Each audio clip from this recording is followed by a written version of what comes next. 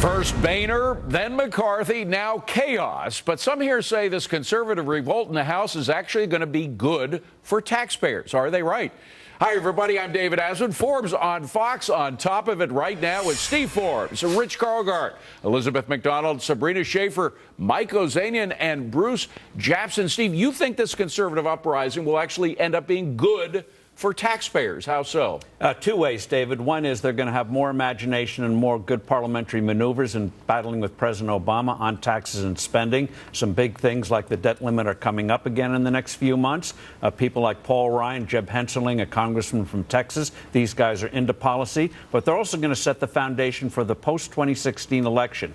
These people who are going to succeed Boehner in the leadership in the House are very interested in policy. They're going to push the next president if he or she doesn't do it on their own. So it's good all around for taxpayers. Fair and balanced. That's the best face you can put on it. Bruce, what's the worst face?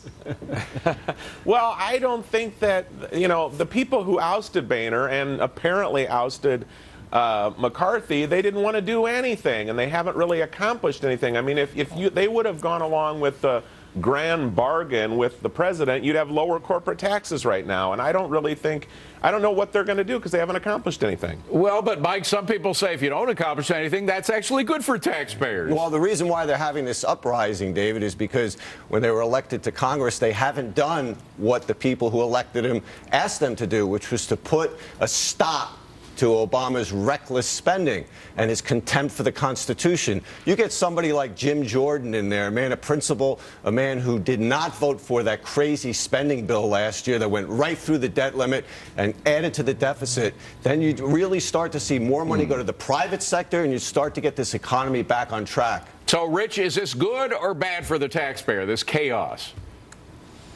It's good because McCarthy would have been a disaster. We know already that he can't communicate very well, and that brings up the point.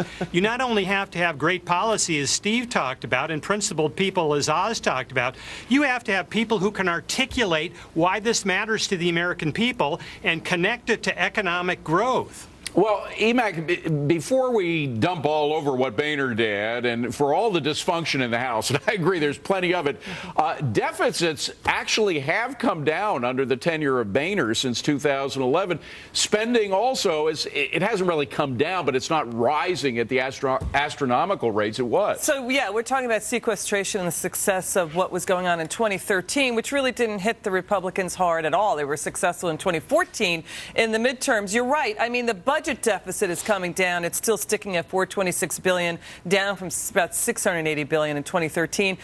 Here's the problem with what is going on. The federal government is way too big. We can't afford it. The American people know that. That's what they're angry about. That's what the Freedom Caucus knows about. And what is going on is the House was ceding the constitutional power of the purse to the president. Well, and that's the problem. And so the American people know that our taxes will go up in this very costly government. So it's not that they weren't doing anything. They were saying, the House members were saying, hey, wait a second, what's going on is totally wrong. Sabrina, I think Emac really hits the nail on the head here. The Constitution is all about the power of the purse being in the hands of the Congress, but more and more was being in the hands of the president. Well, right, and that's why I think we have to keep our eye on the long term, which is that we need to have, conservatives, if they want to really rein in the progressive state and implement more free market policies, they need to have both the White House and Congress. And so this kind of chaos is good up until a point, right? At some point, it's no longer good because you're going to lose the confidence of the American people. And I think if conservatives can't demonstrate, or Republicans can't demonstrate that they can work out some of these internal factions, they are going to alienate huge swaths of the American public that do want them to cooperate with Democrats. Steve, they say you can't make an omelet without breaking eggs, but if you end up with a lot of eggshells in your omelet, that's no good. I mean, the point is, at the end of the day, taxpayers, what are they going to have to show for all that's happening in the House right now? Well, since they don't control the presidency yet, and the fact of the matter is you're not going to get a good tax reform, but you can lay the foundations for it. And in the meantime, you can help promote that in these showdowns you're going to have with Obama on spending bills, on the debt limit, and a new budget bill, because they didn't, in the Senate, didn't pass budget bills, didn't pass appropriations bills.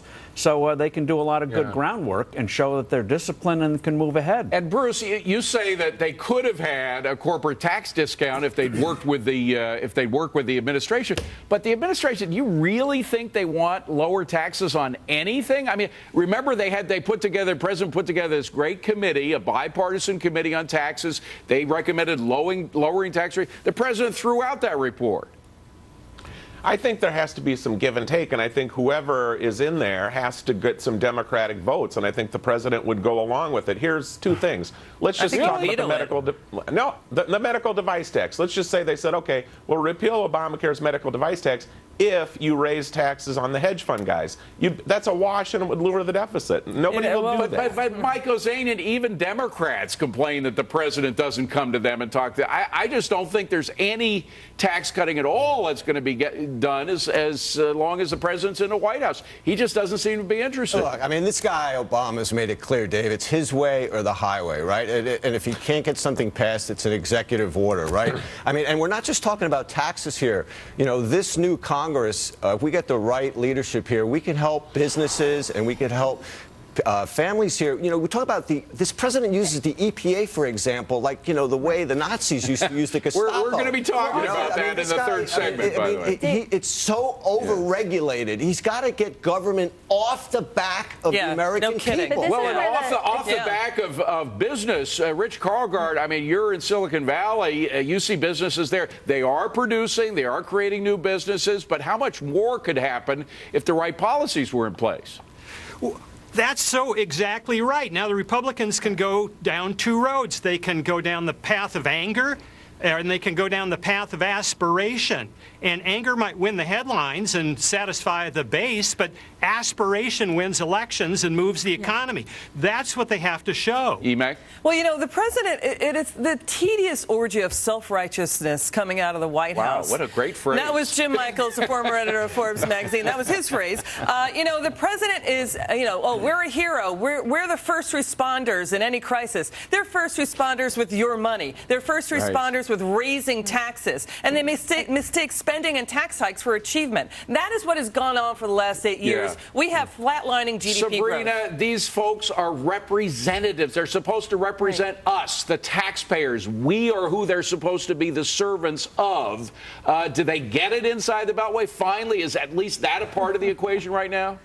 I don't know if they get it, David. I think some people do, but this is where I think Rich is absolutely right, that leadership is so important in the sense that we're able to communicate effectively. I think a lot of people are in agreement on so many of these issues, but they never hear from the GOP on a more effective, stronger policies, right? So when they hear that the president is initiating an executive order on paid leave mandates that are going to be destructive to the economy and jobs, they go along with it, but we need effective leadership. So that's why we can't just have chaos. Final word, and I mean one word, Steve Forbes. Optimistic or pessimistic about what's going on? Optimistic. Obama doesn't want a deal. He wants tax rate going up. This is good. He's that was a be dozen stopped. words. All right, we'll take it. Prerogative of the boss. Coming up next, unions rioting over cost cuts in Europe as the White House pushes for more union power in the U.S. But is this really what we want in the U.S.? We debate, you decide.